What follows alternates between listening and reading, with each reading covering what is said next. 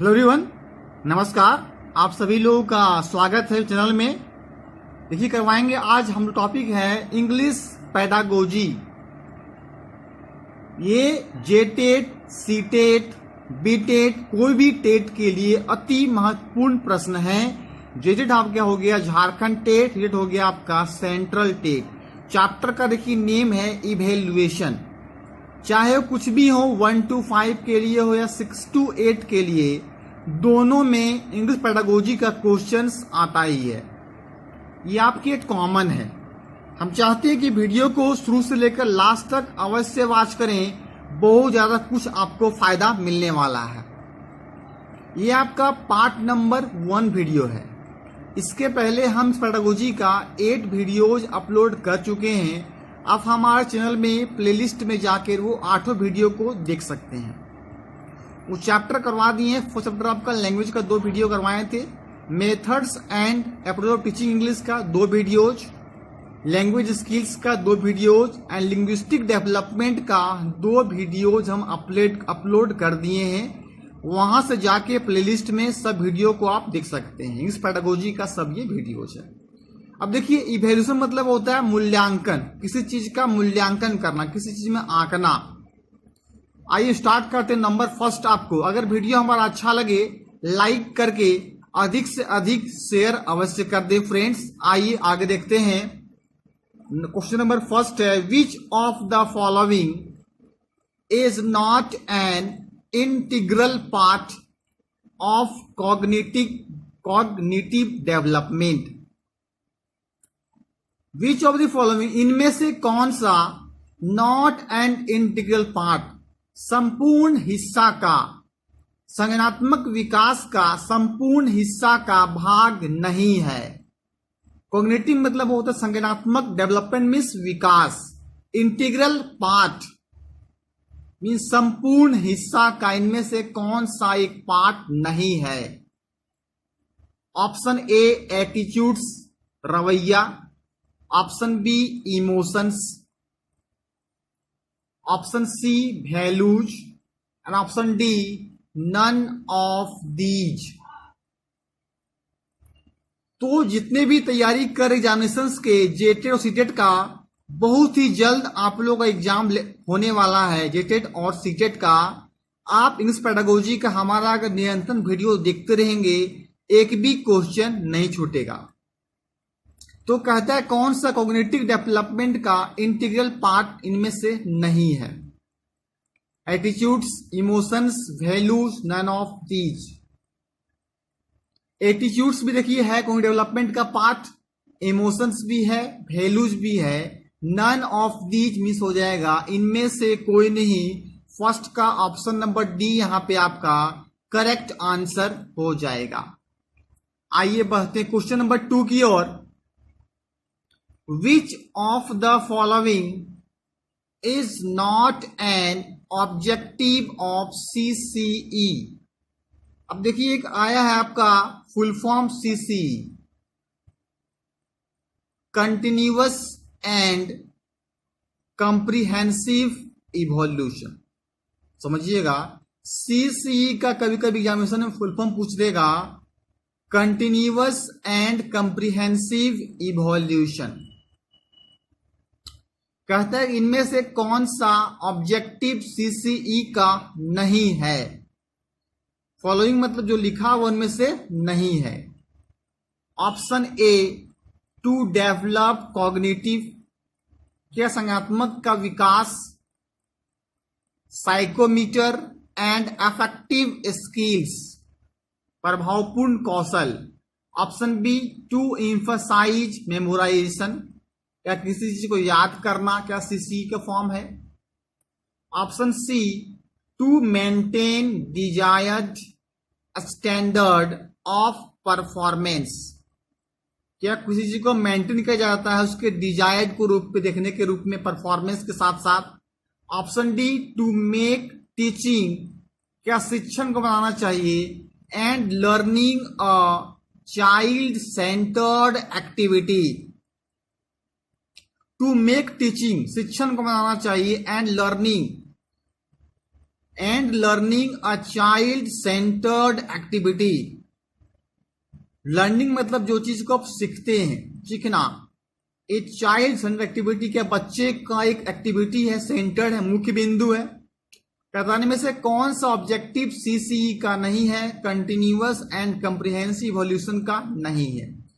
तो किसी चीज को याद करना वो इसके अंतर्गत नहीं आता है। Means option number B, to emphasise memorisation, यहां पे आपका ये जो है ऑब्जेक्टिव में नहीं आता। Option number B correct answer हो जाएगा। आइए बढ़ते हैं क्वेश्चन नंबर थर्ड की ओर। विच ऑफ द फॉलोइंग, इनमें से कौन सा इज एन इसेंशियल, जरूरत एक पार्ट है इन फॉर्मेटिव असेसमेंट। देखिए दो टाइप का होता है असेसमेंट, एक होता है फॉर्मेटिव असेसमेंट, एक होता है समेटिव असेसमेंट।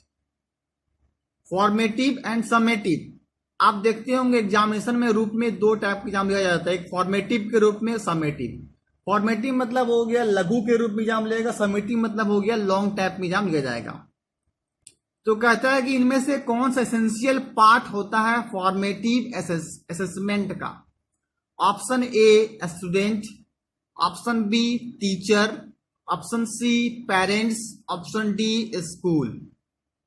मीन्स विद्यार्थी, शिक्षक, पेरेंट्स मीन्स माता पिता, स्कूल मीन्स विद्यालय। इनमें से कौन सा जरूरत चीज एसेंशियल पार्ट है फॉर्मेटिव असेसमेंट का। अब स्टूडेंट को यहां फॉर्मेटिव असेसमेंट, फॉर्मेटिव का मूल्यांकन की जाती है, उसके बारे में जांच रेख किया जाता है। तो यहां पे क्या हो जाएगा, एसेंशियल पार्ट फॉर्मेटिव असेसमेंट किसके लिए, तो स्टूडेंट के लिए। मीन्स थर्ड का option number A correct answer हो जाएगा। एसेंशियल पार्ट पूछेगा आप अगर फॉर्मेटिव असेसमेंट का, तो आंसर करना है स्टूडेंट। अब देखिए फॉर्मेटिव और क्या बताएं, एक होता है समेटिव असेसमेंट। कुल मिलाकर देखिए अगर एग्जामिनेशन, अगर स्कूल में कहा जाए तो दो टाइप के एग्जामिनेशन होते हैं, फॉर्मेटिव असेसमेंट, एक समेटिव। फॉर्मेटिव में लिया जाता है कम मार्क्स का 20 या 40 मार्क्स का, समेटिव लिया जाता है 80 मार्क्स का एग्जामिनेशन ली जाती है। तो ये होते हैं फॉर्मेटिव असेसमेंट और समेटिव असेसमेंट। आइए बढ़ते क्वेश्चन नंबर 4 की ओर। विच इज नॉट ट्रू, कौन सत्य नहीं है अबाउट समेटिव असेसमेंट। देखिए आप बता दिए फॉर्मेटिव के बारे में, भी आया आपका समेटिव असेसमेंट के बारे में आया। Option A, it is usually a graded test, या एक क्या है, ग्रेडेड टेस्ट है। Option B, it encourages learn and forget syndrome, क्या साहस करना चाहिए सीखने के लिए, एंड फॉरगेट सिंड्रोम मतलब लक्षण को, दोष को भूल जाना चाहिए। Option C, it is carried out at the end of a course of learning, इसे वो कैरी करना चाहिए आउट, बाहर के, at the end of a course of learning, जो लर्निंग की जो कोर्स हैं उसे कैरी करनी चाहिए।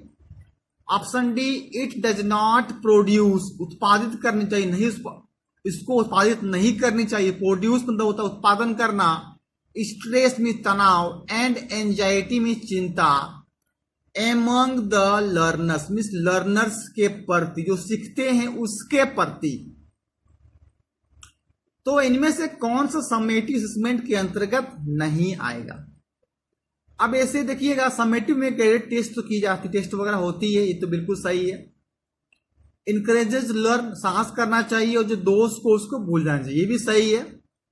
ऑप्शन सी कहता है it is carried out, carry करना चाहिए, ढोना चाहिए किसी चीज को, एट द एंड मतलब lastly of a course of learn, जो लर्निंग जो कोर्स कर रहे हैं आप सीखने के लिए, उसे लास्ट तक कैरी करनी चाहिए।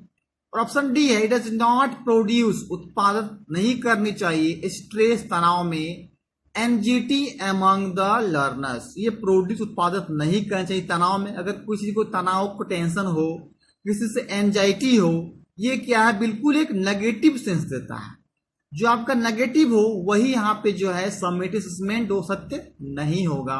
मीन्स फोर्थ का ऑप्शन नंबर डी यहां पे आपका करेक्ट आंसर हो जाएगा। It does not produce stress and anxiety among learners. आइए बढ़ते क्वेश्चन नंबर 5 की ओर। Which of the following questions, एक क्वेश्चन जो दिए हैं, help the students to develop the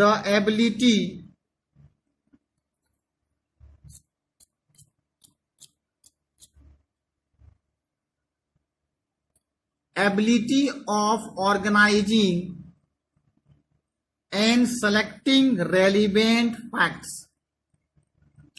इनमें से जो क्वेश्चन दिया हुआ है हेल्प करता है स्टूडेंट्स को, जितने भी क्वेश्चंस फॉलो किए गए हैं वो स्टूडेंट्स को हेल्प कर मदद करता है टू डेवलप द एबिलिटीज की योग्यता को बढ़ाने के लिए, विकास करने के लिए, ऑफ ऑर्गेनाइजिंग जो ऑर्गेनाइज आयोजित किया जाता है, एंड सेलेक्टिंग रेलिवेंट फैक्ट्स और कुछ रेलिवेंट फैक्ट क्या किया जाता है तो सेलेक्ट किया जाता है, चुना जाता है। इनमें से कौन सा होगा?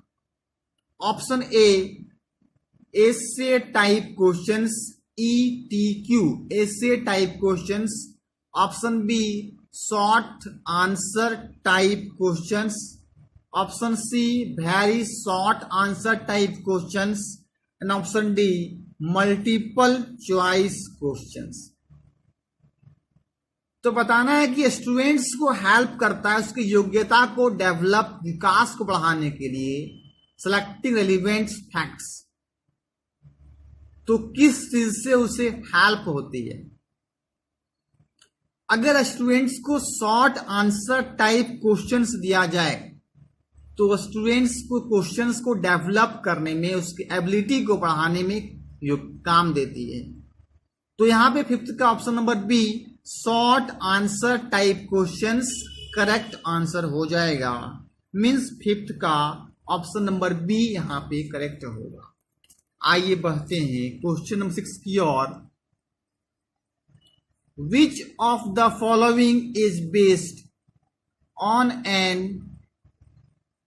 On the spot record of performance? इनमें से कौन सा आधारित करता है, बेस है on the spot record of performance के जो रिकॉर्ड होता है वो किस पे आधारित होता है, उसका मेन बेस क्या होता है? ऑप्शन ए ऑब्जर्वेशंस मींस अवलोकन करना, ऑप्शन बी एनिक्डोटल रिकॉर्ड्स मींस होता है कि किस्सा संबंधी किसी के रिकॉर्ड को रखना, संग्रह करना, ऑप्शन सी रेटिंग स्केल उसके रेटिंग को बताना क्या क्या स्केल चल रहा है, and option D portfolio means होता है जानकारी संग्रह, जो जानकारी के बारे में इसको पता होता हो उसे कहते हैं पोर्टफोलियो मींस जानकारी संग्रह। क्वेश्चन कहता है फ्रेंड्स इनमें से कौन सा बेस जो है on the spot record of performance को बताता है? ऑप्शन आपका है ऑब्जर्वेशन मींस अवलोकन, एनिक्डोटल किस्सा संबंधी रिकॉर्ड, रेटिंग स्केल, या तो कह सकते हैं आप पोर्टफोलियो। तो ये रिकॉर्ड परफॉर्मेंस दिखाता है ऑब्जर्वेशंस के अनुसार, मतलब अवलोकन करना। एग्जाम्पल दिया, सपोज अगर आप स्कूल गए, वहां देखा जाना है कि आप कितने स्टूडेंट्स आ रहे हैं, कितने स्टूडेंट प्रेजेंट हैं, कितने एब्सेंट हैं, स्कूल के अंदर डिसिप्लिन कैसी है, क्या क्या वहां पे बताई जाती है, क्या होता है, क्या क्या पेड़ पौधा लगाया गया स्कूल के अंतर्गत, क्या स्मार्ट क्लास होती है कि नहीं, प्लेग्राउंड बढ़िया है कि नहीं, नल का व्यवस्था अंदर है कि नहीं, अच्छा खासा बाथरूम है कि नहीं। तो हर कर क्या है कि आप ऑब्जर्वेशंस करते मीन्स अवलोकन करना, यही लिखा हुआ रिकॉर्ड ऑफ परफॉर्मेंस। तो आपको ऑप्शन नंबर यहां पे ए करेक्ट आंसर हो जाएगा, ऑब्जर्वेशंस। आइए बढ़ते नेक्स्ट क्वेश्चन की ओर। क्वेश्चन नंबर 7 देखिए, विच ऑफ द फॉलोइंग इनमें से इज हेल्पफुल मदद है in understanding the child's behaviour, बच्चे को व्यवहार के लिए इनमें से कौन सा हेल्पफुल मददगार होता है इन डाइवर्स सिचुएशंस, सिचुएशंस को डाइवर्स करना, अपोजिट करना। तो इनमें से helpful in understanding the child's behaviour, बच्चे का बिहेवियर, व्यवहार, उसके आचरण को समझने के लिए वो कौन से डाइवर्स सिचुएशंस होंगे। ऑप्शन ए पोर्टफोलियो, क्या बताना है, जानकारी संग्रह। ऑप्शन बी चेकलिस्ट, क्या उस चेकलिस्ट चेक किया जाए। Option C test and inventory, उसका जांच किया जाए, इन्वेंटर किया जाए, क्या शोध हुआ है। And option D anecdotal records, क्या बता, देखिए मीन्स होता है किस्सा संबंधी रिकॉर्ड। इनमें से कौन सा हेल्पफुल करता है चाइल्ड्स बिहेवियर, बच्चे को आचरण को, उसके बिहेवियर को समझने के लिए डाइवर्स सिचुएशंस हैं। बताइए इसका आंसर, देखिए क्या होगा। Portfolio, checklist, test and inventories. And number D है एनेक्डोटल रिकॉर्ड्स। ये होता है एनेक्डोटल रिकॉर्ड्स जो हैं वो चाइल्ड्स बिहेवियर को हेल्पफुल करने का काम करता है। इसका मतलब देखिए क्या होता है, आपका किस्सा संबंधी को बताते हुए वो हेल्प करता है बच्चे को बिहेवियर को बताने के लिए। इन 7th का डी करेक्ट आंसर हो जाएगा, एनेक्डोटल रिकॉर्ड्स। क्वेश्चन नंबर 8 की ओर बढ़ते हैं। In multiple choice questions means MCQ कहते हैं उसे। There is a stem which poses the problem. MCQ क्या है कि स्टेम है जो समस्या को पोजेज कर रहा है। This may be in the form of, वो किस फॉर्म में होगा। MCQ किस फॉर्म में होगा। ऑप्शन ए क्या क्वेश्चन के फॉर्म में होगा। मल्टीपल चॉइस क्वेश्चन का मतलब यहां क्वेश्चन के फॉर्म में होगा। Option be incomplete statement, statement क्या है उसका, इनकम्प्लीट मतलब आधा अधूरा स्टेटमेंट उसका कथन दिया हुआ है।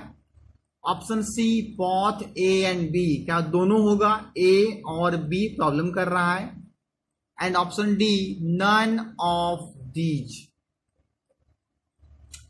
क्वेश्चन समझिएगा पहले फ्रेंड्स कि multiple choice question means MCQ choose. जो MCQ मीन्स होता है मल्टीपल चॉइस क्वेश्चन मीन्स एक क्वेश्चन इसके 4 ऑप्शन हो। There is stem which poses the problem, जो प्रॉब्लम होता है समस्या, दिस में इन द फॉर्म, किस फॉर्म में हो, वो क्वेश्चन के फॉर्म में भी होता है और इनकम्प्लीट स्टेटमेंट होता है, अधूरा क्या होता है, कथन होते हैं।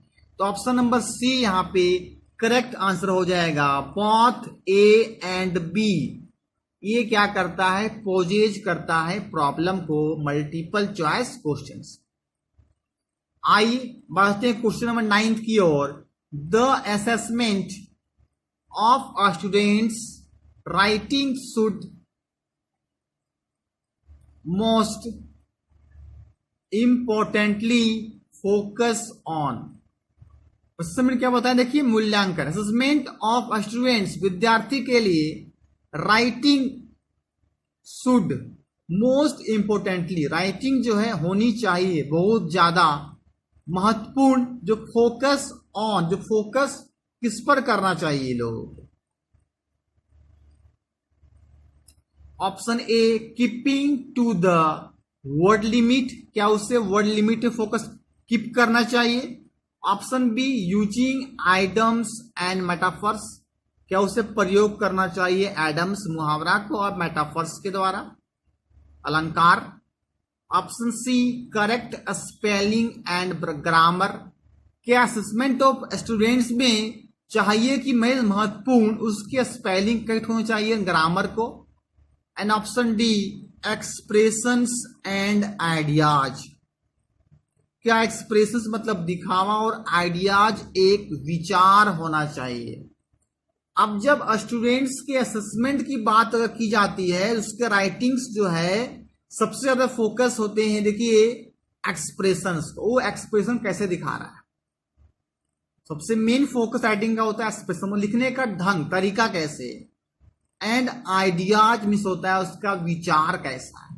मीन्स 9th का option number D correct answer हो जाएगा, एक्सप्रेशंस एंड आइडियाज। आइए बढ़ते क्वेश्चन नंबर 11th की ओर। While evaluating students response for a reading.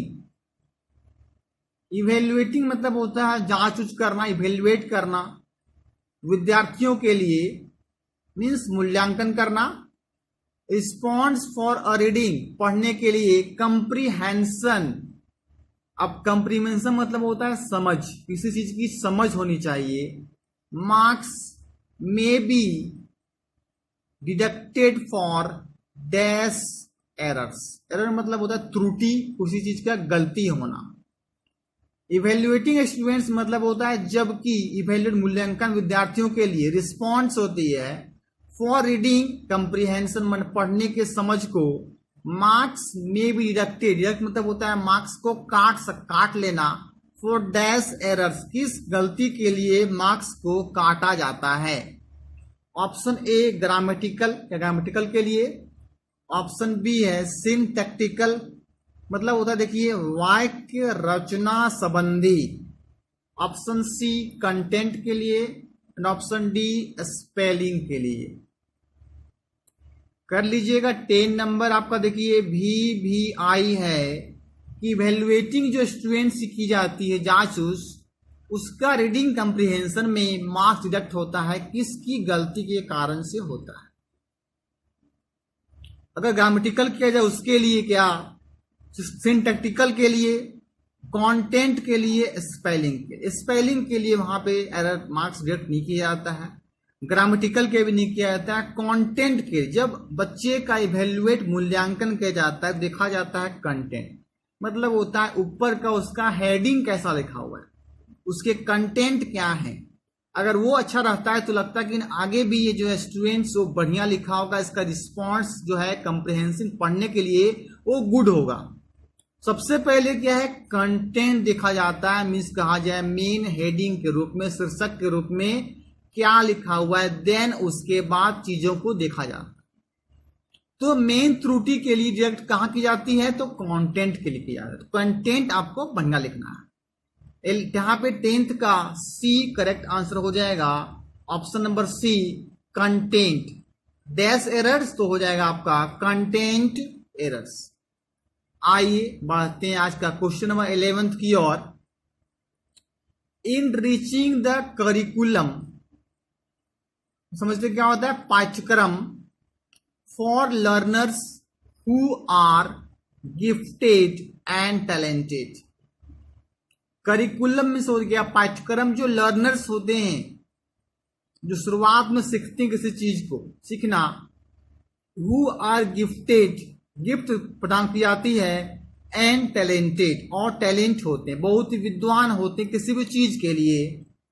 Option A give them leadership roles in class activities.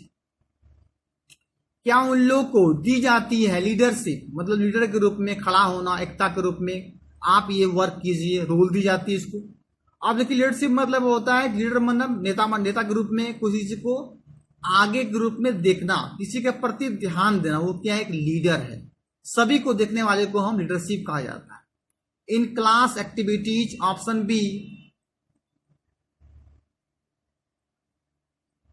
Increase complexity curriculum for them to experience a wider variety of language and opportunities for creativity।